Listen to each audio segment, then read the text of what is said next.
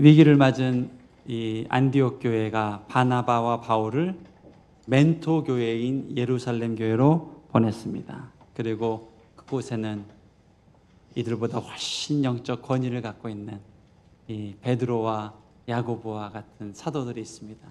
그리고 결론부터 얘기하면 그 사도들이 이 문제를 해결합니다. 사도들이 얼마나 기도했을까요? 베드로와 야고보가 얼마나 눈물을 많이 흘렸을까요? 그리고 얼마나 예수를 집중했을까요? 그리고 이들을 통해서 교회가 다시 하나 되게 하고 계속 복음을 가지고 달려갈 수 있도록 축복해 주십니다. 저는 여러분이 이런 베드로 같은 영적 멘토가 될 수 있기를 축복합니다. 오늘 베드로가 이 문제를 어떻게 해결해 가는가 우리 한번 좀 살펴보려고 합니다. 먼저 베드로는요, 충분히 그들의 입장에서 이야기를 들어주고 이해해주고 사실관계를 확인을 해줍니다. 자신의 주장을 관찰하려 하기 전에 먼저 그들의 이야기를 충분히 들어줍니다.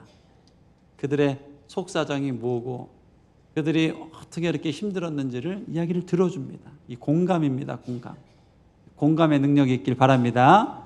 요즘 육아의 달인이라고 하면 오은영 박사님이라는 분이 계십니다. 그리고 TV 프로그램을 보면 이 박사님이 항상 정말 해결하기 어려운 이 아이들을 키우는 부모들을 대안을 제시해 주고 길을 제시해 줍니다. 그런데 이 박사님의 이 해법을 보면 항상 먼저 말하기 전에 들어줍니다. 뭐가 문제고 또 어떤 이해관계가 있는지를 들어줍니다. 듣는 걸로 그치지 않고 구체적으로 보기 위해서 카메라로 설치된 며칠간 녹화한 영상을 보면서 계속 그 상황을 봅니다. 여러분이 탁월한 멘토들은 항상 이 충분히 듣는 공감 능력이 있습니다. 베드로는 원래 듣는 능력이 없는 사람입니다. 그는 듣는 것보다 말하는 게 빨라요. 행동이 빨라요. 그런데 그가 복음에 사로잡히고 성령 충만하자 어떤 일이 일어나는가? 다 알면서도 일단 들어줍니다. 베드로는요, 안디옥 교회에 이런 문제가 생길 걸 알고 있었습니다. 왜냐하면 본인도 이방인 전도하라고 주님이 말씀하셨을 때 거부했거든요. 고넬료를 만나러 갈 때 이거는 거부합니다. 먹을 수 없습니다. 만날 수 없습니다. 거부했거든요.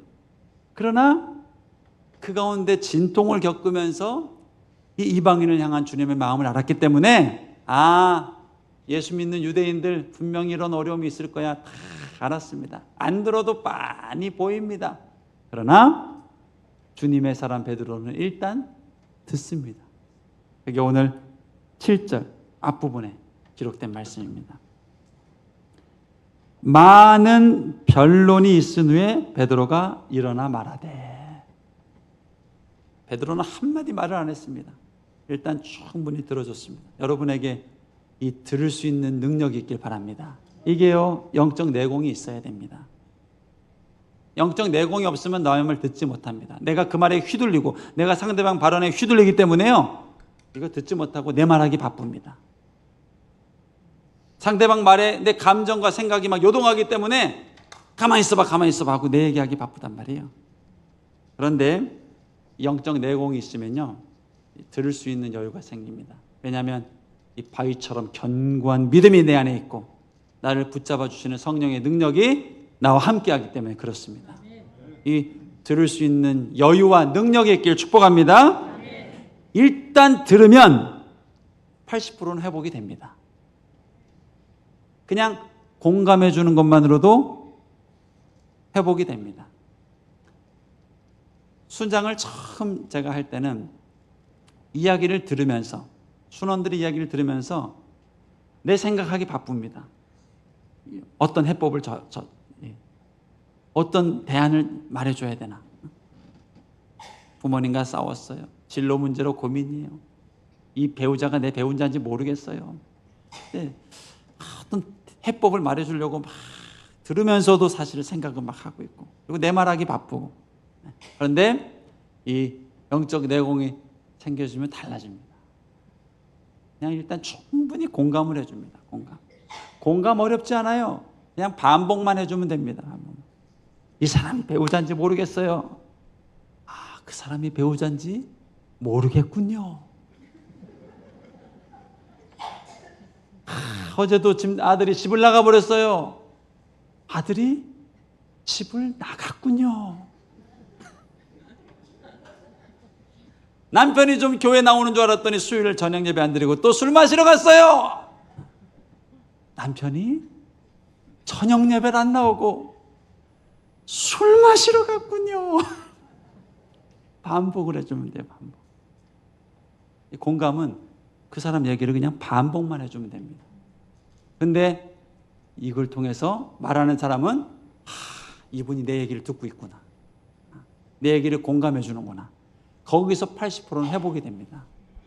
여러분, 자녀를 양육하면서도 또 남편을 양육하면서도 아내를 기다리면서도 이 주님이 공감의 능력을 주시길 축복합니다. 들을 수 있는 능력입니다. 오늘 베드로가요, 이 듣는 능력이 생겼습니다. 내공이 있어요. 모세도 마찬가지입니다. 뭐 말만 하면 쳐 죽였습니다. 모세는 주먹이 빨랐어요. 근데 그가 기다리고 듣잖아요. 이 내공이 없으면 못 듣습니다. 여러분에게 위대한 영적 내공이 있길 축복합니다. 두 번째, 위대한 멘토 베드로, 흔들리지 않는 소신과 확신이 있었습니다. 듣는 것도 중요해요. 그러나 그 다음 단계도 중요합니다. 내 안에 흔들리지 않는 소신, 확신, 주님이 내게 말씀하시는 바, 이 문제에 대하여, 이 어려움에 대하여, 이 위기에 대하여, 이 가정사에 대하여 내게 말씀하시는 확실한 응답이 있어야 됩니다. 응답. 그래야 들으면서 휘둘리지 않아요.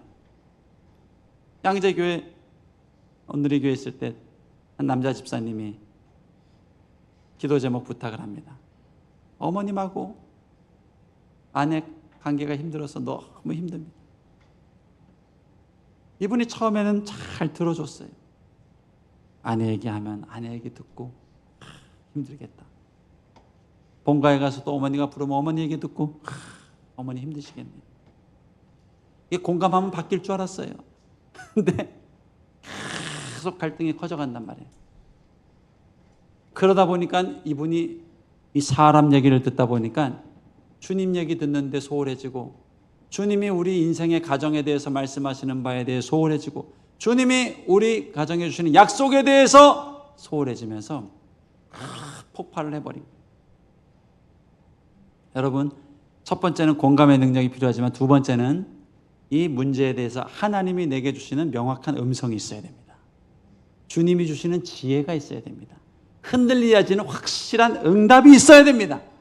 그래야 들으면서도 승리의 길을 걸어갈 수가 있는 거예요. 저는 여러분이 이야기를 잘 들어주되 공감만 하고 같이 아파하고 답이 없구나, 주님 왜 그러셔요, 주님께도 길이 없군요 에서 끝나는 게 아니라 주님이 주시는 해법, 주님이 주시는 부활의 능력, 이것이 여러분의 생각과 마음을 꽉 붙잡고 있기 축복합니다. 베드로는 이 말씀이 붙잡고 있었어요. 전도할 때 가끔 실패하는 경우가 이런 경우입니다. 믿지 않는 영혼, 예수님, 목사님, 교회 비판하는 사람들, 술과 세상을 버타며 사는 사람들 들어줘야 되겠다, 전도하기 위해서. 그리고 그들과 술자리를 하고 그들을 찾아서 얘기를 들어주고 합니다. 교회 비판에도 다 들어줍니다. 그런데 문제는요, 내 안에 복음에 대한 확신, 예수에 대한 확신이 없으면 듣고 끝납니다. 어떤 경우는 듣다가 같이 욕하는 경우도 있습니다. 그래? 그런 목사님이 계셨어? 이런?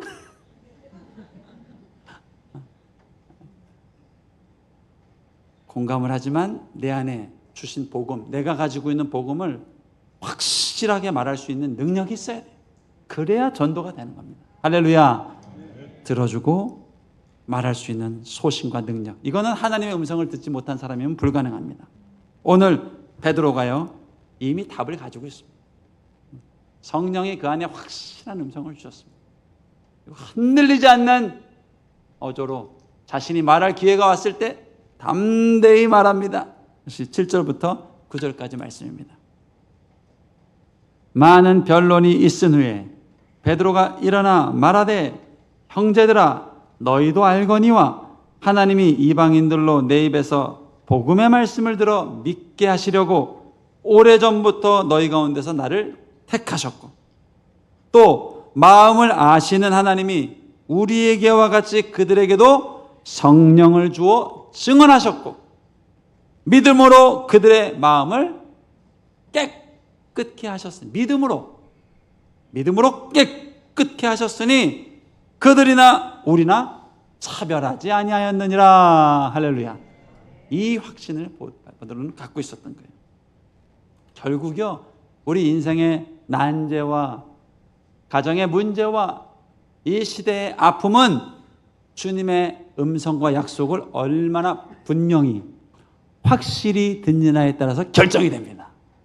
저는 시대의 문제든 가정의 문제든 관계의 문제든 무슨 문제든 간에 모든 문제에는 예수 그리스도 안에 답이 있습니다. 이 주님을 높여드리고 예배하는 가운데 주님이 주는 지혜와 명확한 해법을 날마다 가지고 살아갈 수 있길 축복합니다.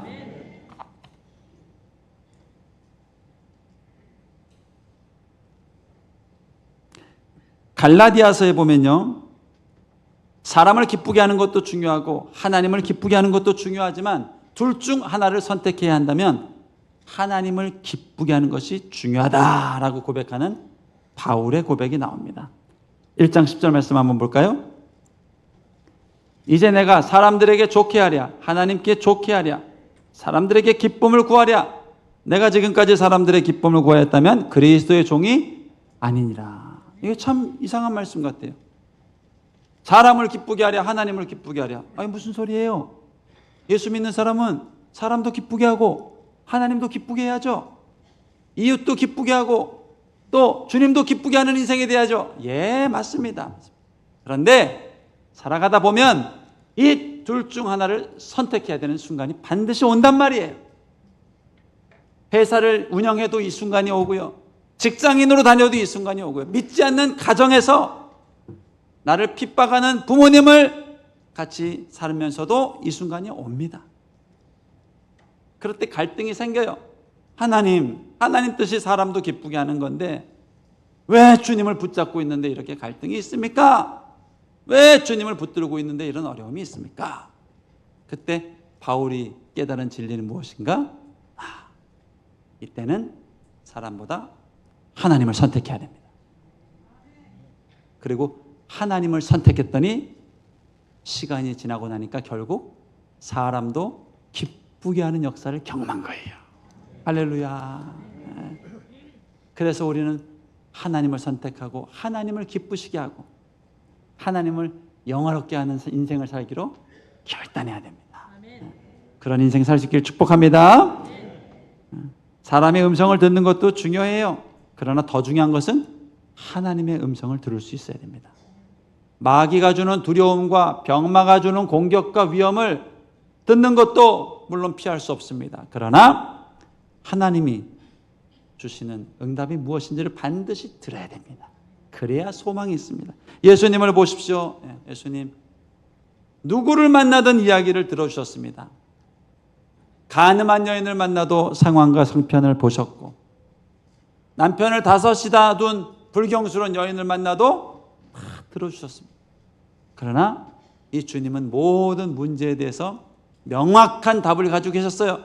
성부 하나님이 새벽 미명에 기도할 때마다 말씀해 주셨고 하나님을 통해서 듣는 음성을 통해서 주님은 항상 자신을 공격하는 사람들을 향해서도 답을 가지고 계셨습니다. 여러분 이런 지혜가 여러분의 있길 축복합니다. 방법은 없습니다. 계속 주님을 부르고 주님을 예배하고 빛 가운데 가다 보면 어둠은 드러나게 되는 거예요. 그 사도 베드로가 뭐라고 얘기를 합니까? 10절, 11절 말씀 한번 보실까요? 그런데 지금 너희가 어찌하여 하나님을 시험하여 우리 조상과 우리도 능히 매지 못하던 멍에를 제자들의 목에 두려느냐? 우리는 그들이 우리와 동일하게 주 예수의 은혜로 구원받는 줄을 믿노라 하니라. 제가 베드로의 삶을 묵상해 보니까 베드로가 어떻게 이런 위대한 멘토가 됐을까? 성격이 급하거든요. 성격 급한 사람은 멘토 되기가 좀 어렵습니다. 온유하고 타고나길 기질상 좀 부드럽고 해야 멘토가 되죠. 근데 어떻게 베드로가 이런 멘토가 됐을까?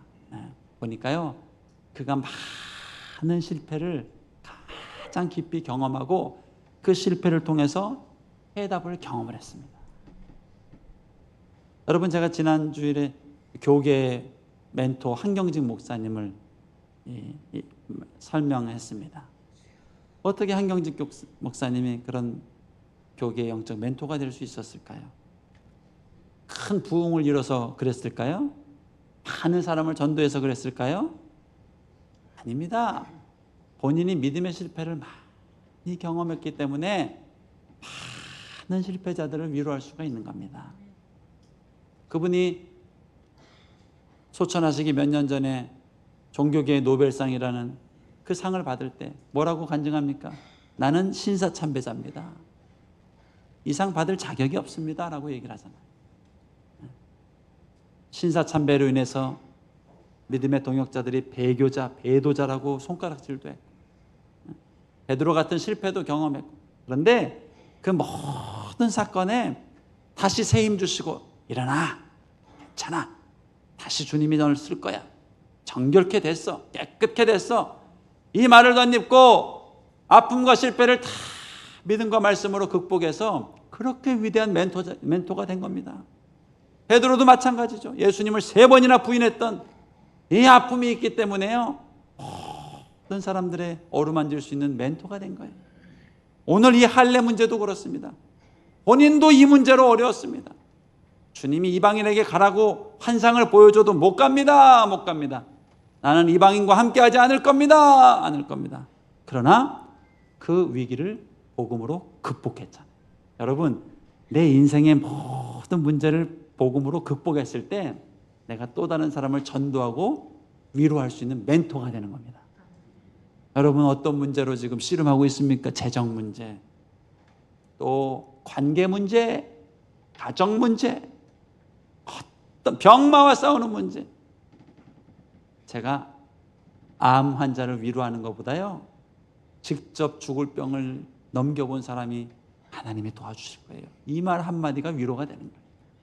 여러분, 어떤 문제든지 복음 안에서, 성령 안에서 회복을 경험하고 베드로처럼 위로할 수 있는 인생 되길 축복합니다. 병마야, 너 아무것도 아니야. 갈등, 관계, 문제, 너 아무것도 아니야. 하나님이 다시 이기게 하시고 멘토로 세우시리라. 둘째, 베드로는요, 이 성령의 역사 앞에 순종하는 인생이었습니다. 8절 9절 말씀 다시 한번 볼까요?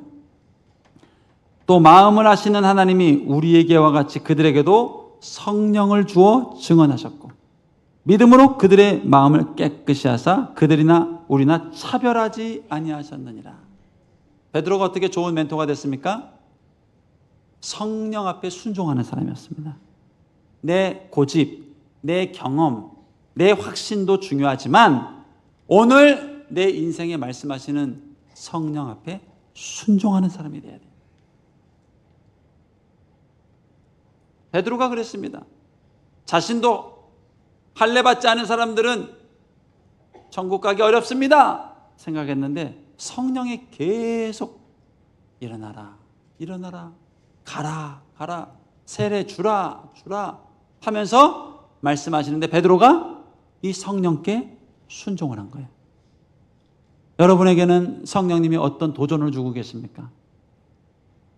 여러분의 인생에는 요즘 예배할 때 성령님이 어떤 마음의 감동을 주십니까? 거기에 순종해야 되는 거예요.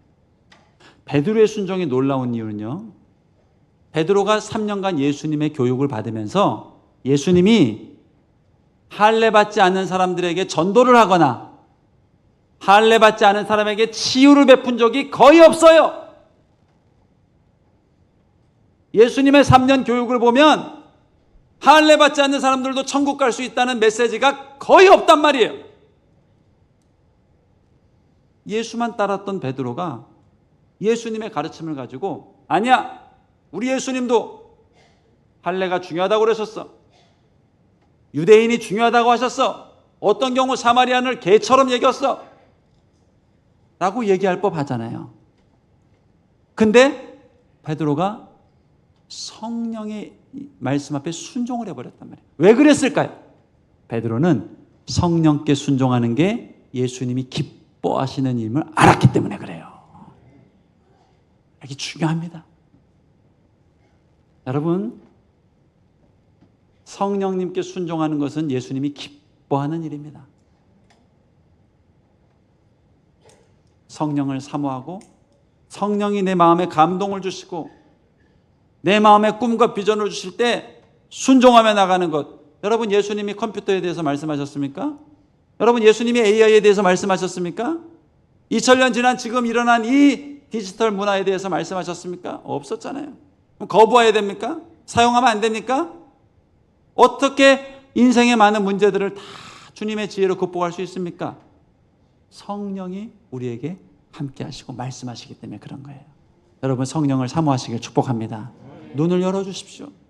귀를 열어주십시오. 성령에 대해서 왜곡된 이해와 상처가 있는 분들이 많은 것 같아요.